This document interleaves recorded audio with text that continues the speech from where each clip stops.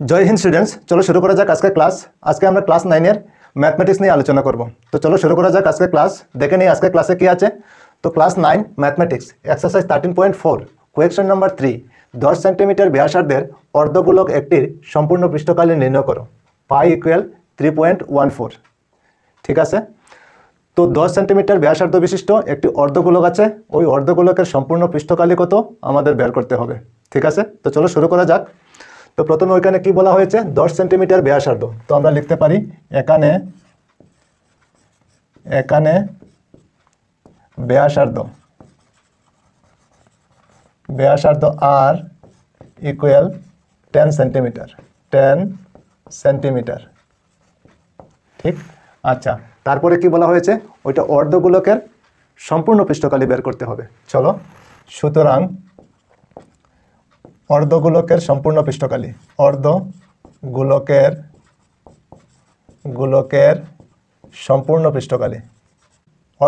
সম্পূর্ণ পৃষ্ঠকালি হলো 3 পাই আর স্কয়ার।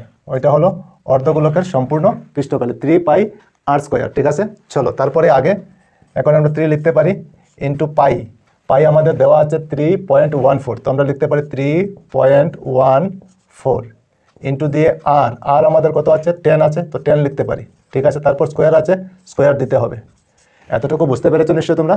ঠিক আছে। চলো তারপরে আগে এখন আবার 3 লিখে নেব ইন্টু দিয়ে 3.14 ইন্টু 10 হোল স্কোয়ার। তার মানে 10 আমরা দুইবার লিখতে পারি, 10 ইন্টু 10। এতটুকু বুঝতে পেরেছো নিশ্চয়। ঠিক আছে। চলো তারপরে আগে এখন এই দুইটাই আমরা ইন্টু করে নেই। 3 ইন্টু 3.14, 3 দিয়ে 4কে ইন্টু করলে কত হবে 12, 12-এ 2 লিখতে পারি। তারপর 1 থাকবে, 3 1 যা 3 আর 1 4 হয়ে যাবে। ঠিক আছে। তারপর 3 3 যা কত হবে 9। বুঝতে পেরেছো নিশ্চয়।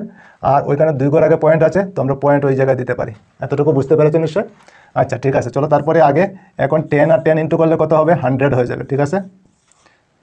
এতটুকু বুঝতে পেরেছো নিশ্চয় তোমরা। ঠিক আছে। চলো তারপরে আগে এখন 9.42 আর 100 ইন্টু করতে হবে আমাদের। তো ইন্টু করলে কত লিখতে পারি 94200। আর ওইখানে 2 ঘর পরে পয়েন্ট আছে, তো আমরা ওইখানে পয়েন্ট দিতে পারি। এতটুকু বুঝতে পেরেছো নিশ্চয়। আচ্ছা, এখন পয়েন্টের পরে আমরা 0 উঠিয়ে দিতে পারি। চলো 942 ওইখানে কি আছে সেন্টিমিটার, তো আমরা লিখতে পারি সেন্টিমিটার স্কোয়ার। ওইটা হলো আমাদের আনসার। তো অর্ধগোলকের সম্পূর্ণ পৃষ্ঠকালি আমরা কত পেলাম 942 সেন্টিমিটার স্কোয়ার। বুঝতে পেরেছো নিশ্চয়ই তোমরা। ঠিক আছে। চলো তারপরে আগে কোয়েকশন নাম্বার 4 গোলকাকৃতির বেলুন একটিতে আরও বায়ু প্রবেশ করানোর ফলে ইহার ব্যাসার্ধ 7 সেন্টিমিটার থেকে বেড়ে 14 সেন্টিমিটার হলো। দুটি ক্ষেত্রে বেলুনটির পৃষ্ঠকালির অনুপাত নির্ণয় করো। ঠিক আছে। তো কোনো একটা বেলুন আছে, তো বেলুনটিতে আরও বায়ু প্রবেশ করানোর ফলে ওইটার ব্যাসার্ধ 7 সেন্টিমিটার থেকে 14 সেন্টিমিটার হয়ে গেছে। তাহলে প্রথমে 7 সেন্টিমিটার যে সময় ছিল ওই সময় পৃষ্ঠকালি কত, আর পরে বায়ু প্রবেশ করানোর ফলে যখন 14 সেন্টিমিটার হলো তখন পৃষ্ঠকালি কত আমাদের বের করতে হবে। তারপর ওই পৃষ্ঠকালির অনুপাত কত আমাদের বের করতে হবে। তো বুঝতে পেরেছো নিশ্চয় তোমরা। তো কিভাবে করতে হবে চলো দেখে নেই। তো প্রথমে কি বলা হয়েছে ব্যাসার্ধ 7 সেন্টিমিটার। তো আমরা লিখতে পারি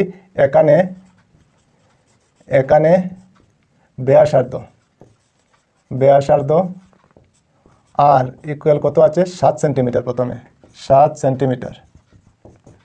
বুঝতে পেরেছো নিশ্চয়। আচ্ছা, এখন আমরা 7 সেন্টিমিটার দিয়ে বেলুনটার পৃষ্ঠকালি বের করে নিই। চলো, সুতরাং বেলুনটির পৃষ্ঠকালি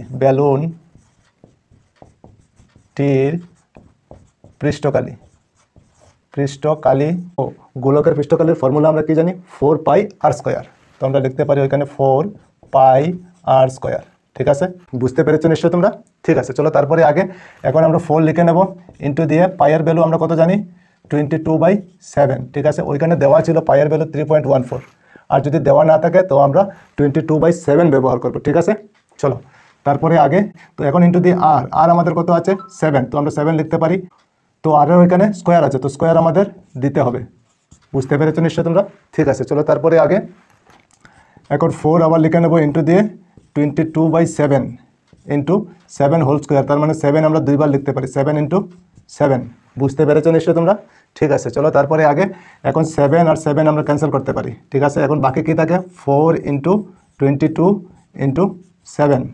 বুঝতে পেরেছো নিশ্চয়? ঠিক আছে, চলো তারপরে আগে এখন 4 আর 22 ইন্টু করলে কত হবে? 88 ইন্টু 7। আবার 88 আর 7 ইন্টু করতে হবে, 7 দিয়ে 8কে ইন্টু করলে 56, 56-এর 6 হবে। আবার 7 দিয়ে 8কে ইন্টু করলে 56 আর 5 61। ওইখানে কী আছে? সেন্টিমিটার, তো আমরা লিখতে পারি সেন্টিমিটার স্কোয়ার, সেন্টিমিটার স্কোয়ার। বুঝতে পেরেছো নিশ্চয় তোমরা? তো 7 সেন্টিমিটার দিয়ে বেলুনটির পৃষ্ঠকালি কত পেলাম? 616 সেন্টিমিটার স্কোয়ার। ঠিক আছে, তারপর বায়ু প্রবেশ করানোর ফলে বেড়ে কত হয়েছে? 14 সেন্টিমিটার।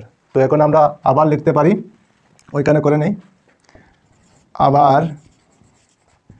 আবার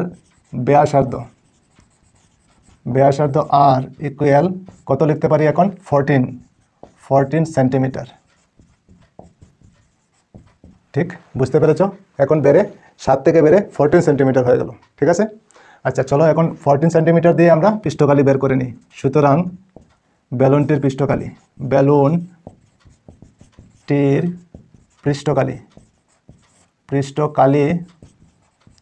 আমরা ফর্মুলা কি লিখতে পারি? 4πr²। ঠিক আছে, তো বেলুনের পৃষ্ঠকালি আমরা কত জানি? 4πr²। ঠিক আছে, চলো তারপরে আগে এখন 4 লিখে নেব, ইন্টু দিয়ে পাই আমরা কত জানি? 22/7 ইন্টু আর আমাদের এখন কত আছে? 14, আর ওইখানে স্কোয়ার আছে, তো স্কোয়ার আমরা দিতে পারি। এতটুকু বুঝতে পেরেছো নিশ্চয় তোমরা? ঠিক আছে, চলো তারপরে আগে এখন 4 আবার লিখে নেব, ইন্টু দিয়ে 22/7 ইন্টু 14 হোল স্কোয়ার, তার মানে 14 আমরা দুইবার লিখতে পারি, 14 ইন্টু 14। এতটুকু বুঝতে পেরেছো নিশ্চয় তোমরা? ঠিক আছে, চলো তারপরে আগে এখন 7 দিয়ে 14কে আমরা ডিভাইড করতে পারি, কত হবে? 2। ঠিক, এখন বাকি কি রয়ে গেল? 4 ইন্টু 22 ইন্টু 14 ইন্টু 2। বুঝতে পেরেছো নিশ্চয়? ঠিক আছে, চলো তারপরে আগে এখন 4 আর 22 ইন্টু করলে কত হবে? 88 হবে, ইন্টু 14 আর 2 ইন্টু করলে কত হবে? 28 হবে। এতটুকু বুঝতে পেরেছো নিশ্চয়? এখন 88 আর 28 আমাদের ইন্টু করতে হবে। চলো ওইখানে করে নিই, 28 আর 88 ইন্টু করলে কত হবে? 8 8 যে 64-এর 4 হবে, 6 থাকবে, 8 2 যে 16 আর 6 22 ইন্টু দিয়ে আবার 8 দিয়ে ইন্টু করলে সেমই হবে, 4 2 2 4 6 4 2। বুঝতে পেরেছো নিশ্চয়? তো দুইটা ইন্টু করে কত পেলাম? 2464। ওইখানে কি আছে? সেন্টিমিটার, তো আমরা লিখতে পারি সেন্টিমিটার স্কোয়ার। বুঝতে পেরেছো নিশ্চয়? তো দুইটা বেলুনের পৃষ্ঠকালি আমরা পেয়ে গেলাম, একটা হলো 616 সেন্টিমিটার স্কোয়ার আর একটা হলো 2464 সেন্টিমিটার স্কোয়ার। ঠিক আছে, এখন কোয়েকশনে কি বলা হয়েছে? দুটির ক্ষেত্রে বেলুনটির পৃষ্ঠকালির অনুপাত নির্ণয় করো। তো আমাদের অনুপাত বের করতে হবে। সুতরাং দুটি ক্ষেত্রে বেলুনটির পৃষ্ঠকালির অনুপাত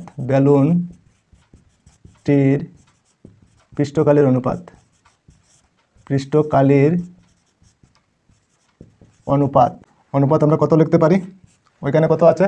616 ইজ টু ওইখানে কত?